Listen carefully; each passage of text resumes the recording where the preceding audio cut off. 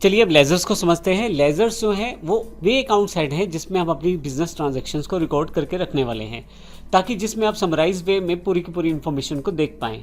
जैसे एग्जांपल अगर हम सेल्स लेजर्स की बात करें तो सेल लेजर में हम सारी सेल की एंट्रीज एक जगह लाने वाले हैं। इस तरह से परचेज की जो लेजर है उसमें परचेज की सारी एंट्रीज आने वाली हैं, जो कैश लेजर रहेगा उसमें कैश की सारी एंट्रीज आने वाली हैं। तो इस तरह से लेजर जो है उससे हमारी ट्रांजैक्शन जो है वो रिकॉर्ड हो जाएगी वहाँ पे और हम समराइज वे में अपनी इन्फॉर्मेशन को देख पाएंगे। किसी भी बिजनेस एंट्री को लेजर से पास होके जाना ज़रूरी है, जिससे जो कि लेजर्स के द्वारा ही संभव है। लेकिन जैसे मैंने पिछले सेशन में बताया कि लेजर्स जो है वो हमारी जहाँ अकाउंटिंग ट्रांजैक्शन को रिकॉर्ड करती हैं, वहीं पे ग्रुप्स उन लेजर्स को इकट्ठा करके हमें समराइज वे में इंफॉर्मेशन देता है। मैं इस तरह से भी कह सकता हूँ कि ग्रुप जो रहता है, एक ग्रुप काफ़ी सारी लेजर्स को बिलोंग करता है या काफ़ी सारी लेजर्स को रिप्रेजेंट करता है।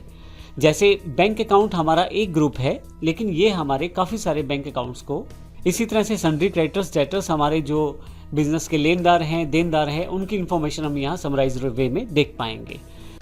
अब अगर ग्रुप की बात करें तो हर लेजर को किसी न किसी ग्रुप के अंतर्गत आना ज़रूरी है, तभी आप उस लेजर में ट्रांजैक्शन कर पाएंगे। जो ग्रुप्स हैं टैली ने पहले से ही प्री डिफाइन कर रखे हैं, उन ग्रुप्स में ही आपको किसी न किसी लेजर को रखना होता है।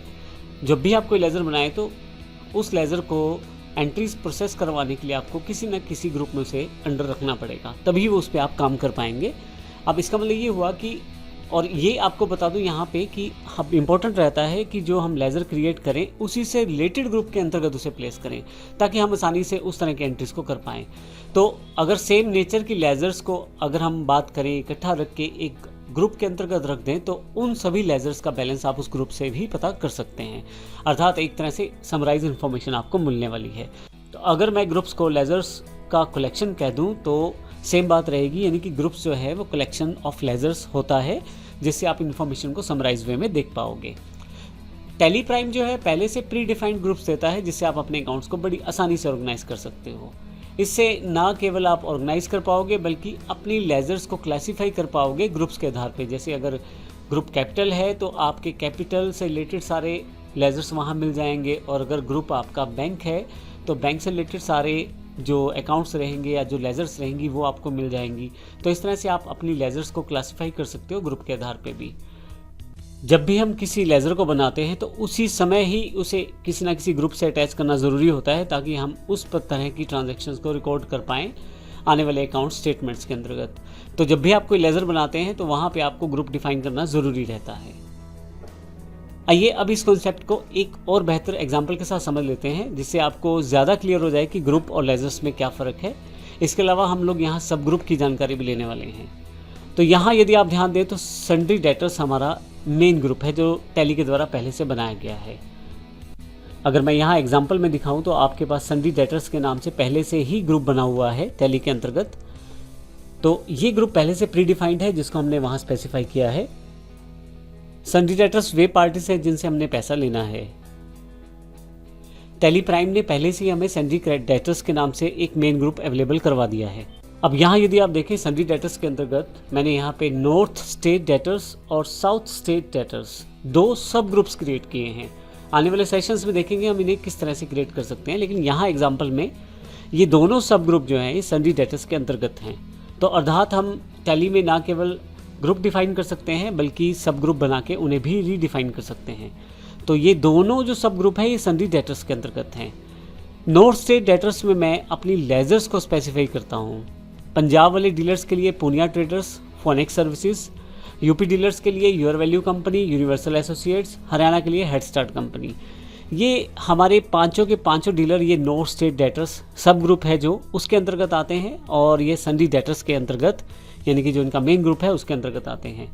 इसी तरह से मैं यहाँ पे अगर चाहूँ तो लेज़र वाइज बैलेंस देख सकता हूँ टैली प्राइम में, जैसे पूनिया ट्रेडर का बैलेंस देख सकता हूँ, योर वैल्यू कंपनी का देख सकता हूँ, हेड स्टार्ट कंपनी का देख सकता हूँ। तो लेज़र वाइज में बैलेंस देख सकता हूँ। इसी तरह से अगर मैं चाहूँ तो सब ग्रुप में एक बेनिफिट मिल जाता है।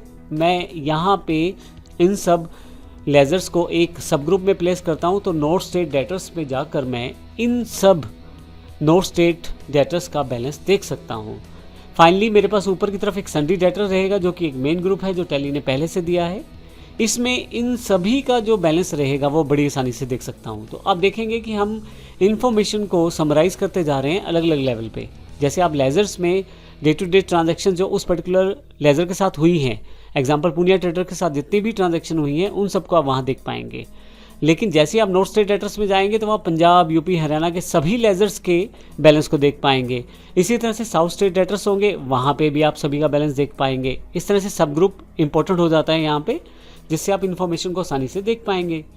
और यदि आप सभी डेटर्स का बैलेंस देखना चाहते हैं कि इस वक्त मेरे अकाउंट में बैलेंस कितना है जो मुझे डेटर से लेना है, तो सन्डी डेटर्स में मैं वो जाकर देख सकता हूँ, जो कि एक मेन ग्रुप है।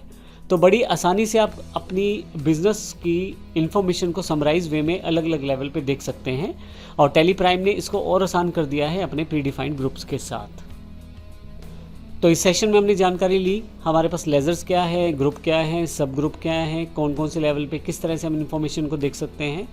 अगले सेशन में भी इसी सेक्शन को कंटिन्यू रखेंगे और जानेंगे और अधिक अपने ग्रुप्स के बारे में। धन्यवाद।